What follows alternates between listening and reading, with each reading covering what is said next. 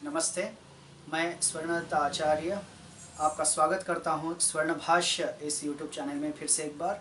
आज हम देखने वाले हैं जो शांति मंत्र वो है ओम असतो मा सद्गमय तमसो मा ज्योतिर्गमय मृत्योर्मा अमृतंगमय। ओम शांति शांति शांति। असत का मतलब क्या होता है? असतः माँ सद्गमय, ऐसी यहाँ पर प्रार्थना की गई है। यह शांति मंत्र है।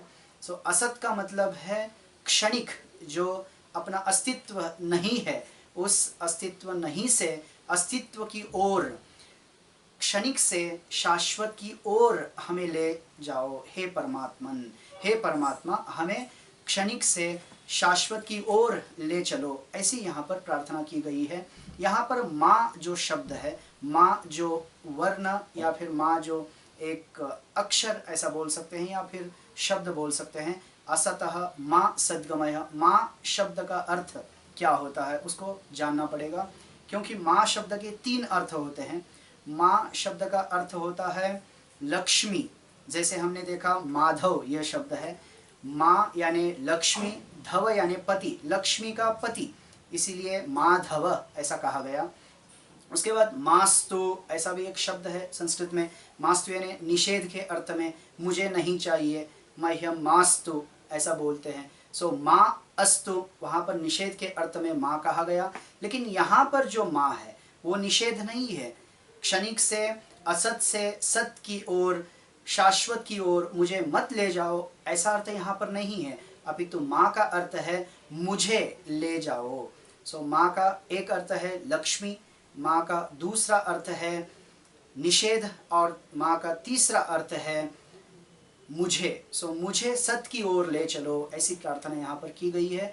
जो भी हम इन आँखों से, इन दोनों कानों से और इस नाक से जो भी सूंघते हैं, देखते हैं, सूंघते हैं, जो भी हम पंच ज्ञानेंद्रियों से करते हैं, ये सब कुछ क्षणिक है। इस क्षणिक से हमें शाश्वत की ओर ले जाओ, ऐसे पहले पंक्ति में कहा गया है। अब दूसरी पंक्ति है तमसो मा ज्योतिर्गमय। तमस का मतलब है अंधकार, अंधकार से हमें प्रकाश की ओर ले चलो हे परमात्मन, ऐसी यहाँ पर प्रार्थना की गई है। यह शांति मंत्र है। इस शांति मंत्र में शांति की, शमन की एक प्रार्थना की गई है।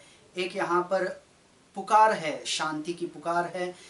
तमस से प्रकाश की ओर ले चलो, इसलिए ज्योत यानी ज्योति, प्रकाश, ज्ञान ऐसे अर्थ में आएगा। अज्ञान से ज्ञान की ओर ले चलो, अहम से उस शाश्वत की ओर ले चलो, अहंकार से उस शाश्वत परमात्मा स्वरूप की तरफ हमें ले चलो, ऐसी यहाँ पर प्रार्थना की गई है।